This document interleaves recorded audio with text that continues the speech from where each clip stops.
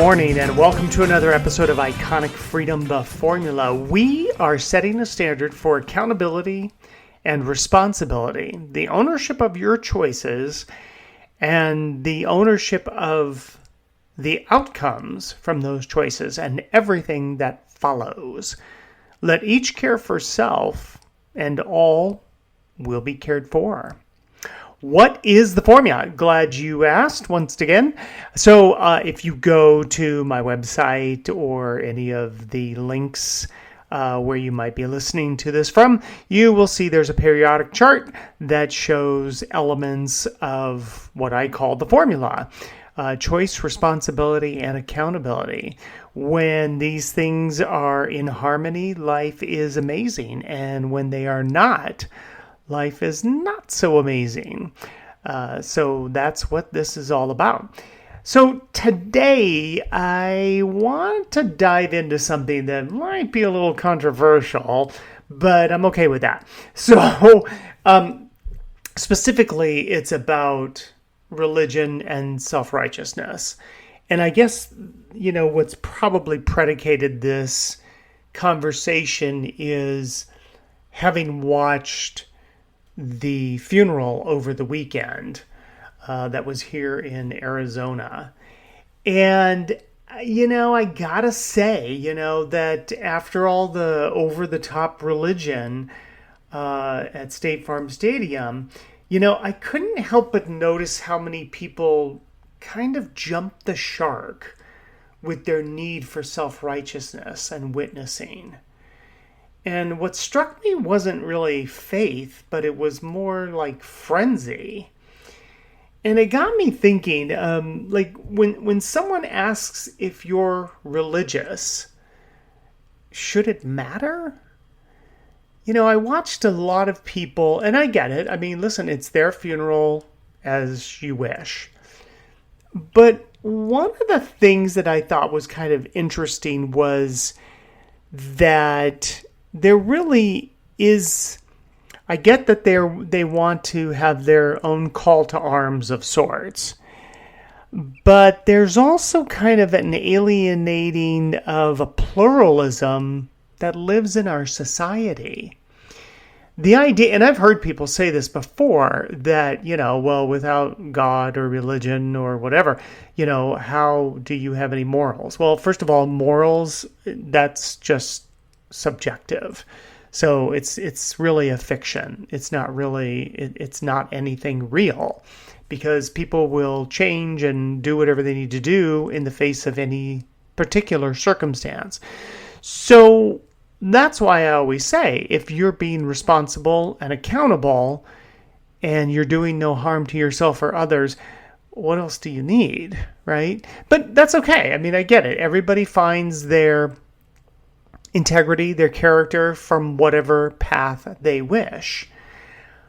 But the thing that kind of stuck out to me was that a freedom of consciousness or a freedom of conscience, let's say that, it means that you kind of you acknowledge all, but you favor none. And that's really the foundation. You believe what you believe. I believe what I believe. Neither of us is forced. Neither of us is coerced. And neither of us is demanded to put belief on display for a crowd. I mean, that's what pluralism really is, isn't it?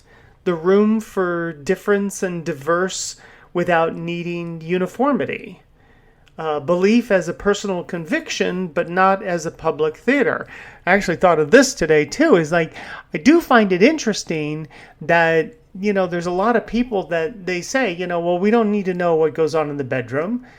Right. So why do I need to know what goes on in the church? Why do I need to know what goes on in your religion? Aren't those things kind of private as well? This other thing that occurred to me, because I didn't really particularly like the way one side managed this than the other did, right? And it occurred to me the idea of inspiration. You know how people say, well, I was inspired by that person. It's like, yeah, okay. There's one side to that, but what about the other side of being inspired? So, because people, religious and non-religious, right, they often talk about who inspires them. But inspiration can go in many directions. And if a person's words and deeds inspire, then, you gotta ask yourself, what kinds of words and deeds are you endorsing? Because inspiration is not neutral. It's a choice. And that choice has outcomes that you'll be accountable for. The people that get inspired to do harm, right? They have an accountability. The people who get inspired to do good, they have an accountability, right? It's the same. Although I will say, the one side that is inspiring people, and I don't even know if they realize that that's what they're doing. Much like the people on Sunday were inspired by speeches and music and the, fellowship, which was lovely. There's people that want to do harm to other people that are inspired as well. And, that cannot be ignored, to be honest. Okay, but here's where it kind of shifts. When beliefs turn into moral policing, it stops being about God or your deity, whatever you decide that is, and it starts being about your ego. It's no longer about serving a higher truth or a higher reality, because that's my religion, right? Is the Constitution and reality. It's about enforcing your truth onto others, as if that's the only way. I think I've mentioned this before, that I've had various times over my life that people have asked, without laws, you could just go around killing people. It's like, no, because I don't want to do that. I'm accountable. I'm responsible. I do no harm to self or others. No, I'm not going to do that. I don't need a law to tell me not to do that. Which I think is interesting. Is like, okay, so I guess the law does provide a deterrence, but if you're a person that needs a law to keep you from doing something, that's you copying to the idea that you're trying to save face. Oh, I would do it except for the law. Okay, whatevs. Anyways, but there's a danger, right? When you're forcing your truth onto others, because self-righteousness is a cult of self-destruction. I wrote this down and I have not forgotten it. Self-righteousness is a cult of self-destruction. It eats its own first, and then anyone who dares to question it. The other thing that came up as I was watching was this whole thing about martyrdom. When we call someone a martyr, we're not really honoring their freedom. We're reducing it. Martyrdom kind of boxes in one segment of a person's totality in life, and it makes that their identity. It elevates victimhood above choice. The person has a choice every time they place themselves in any given situation. That's a choice.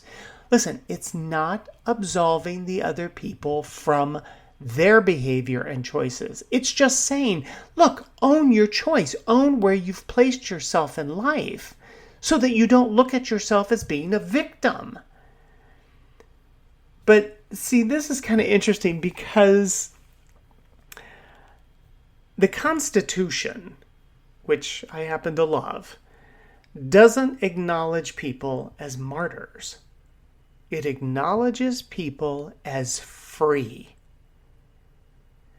The Constitution doesn't acknowledge people as martyrs. It acknowledges people who are free. Free to live fully, free to live freely, free to live responsibly. And when you reduce someone to martyrdom, you deny the fullness of their agency, their choices, their freedom, their sovereignty. And worse, to me, is it turns freedom into performance, right? It makes death as this symbol instead of a life of responsibility. I mean, how beautiful is that a person lives a life of responsibility, where they've owned their choices. They live a life of accountability where, they were able to respond to their choices and they were able to do no harm to self or others. I mean, how amazing is that? And listen, it's all trial and error. There is no right or wrong. There is no good or bad. You place that on everything because that's your subjective take, your subjective filter. Okay, that's you. You decide, right? You get to decide all that stuff. But the idea that we are turning religion and religiosity and ideology and self-righteousness into performance, it really jumps the shark, to be honest. And that isn't liberty, and that's just control masquerading as honor. Listen, you can call it religion or politics or ideology. The pattern is the same. Think about that. When the conscience becomes coercion, the center rots. Self-righteousness will dress itself up as holiness, but what really is being served is pride, control, and destruction. Bringing faith into the public square often isn't about God. It's about your own glorification, your own boastfulness. Let's dig deep into this little about the conscience versus coercion. Conscience is internal. It's the whisper that guides your choices and your alignment with what you know to be true, what is reality. It's personal and it's free. It's free for you to decide. But when the conscience gets twisted into coercion, then it stops being about truth and it starts being about power. Instead of guiding the self, your conscience then becomes a tool to control other people. You consciously are manipulating other people. And that's where the rot starts and begins and keeps forming through life, if that's what you decide to do. Because the moment you demand that everyone else follow your conscience and what you think is right, it's no longer a conscience at all. Now it's just, tyranny dressed up in a virtue, in a sense. And tyranny in the name of virtue, it corrodes the very freedom that it pretends to protect. I'm going to say that again. Write that down. Tyranny in the name of virtue corrodes the very freedom it pretends to protect. And, I've been listening to this recently, and I've heard it for decades. The claim that we were founded as a Christian nation. That isn't history, folks. That's an agenda. The founders protected freedom of conscience, not uniformity of belief. To call America a Christian nation is to take pluralism and shrink it down to one doctrine, one authority, one ego. It's not about honoring faith. It's about forcing, dictating. And force is always the enemy of freedom. It's one thing that they had the idea of it, but the Constitution does not state it. It doesn't say, that this is the religion of the United States. It doesn't say that on purpose. There's a good reason for it. because it's not true. It's assigning one aspect of a person's agency to everything, when in fact that is not the reality. I remembered hearing a Bible verse when I was a kid.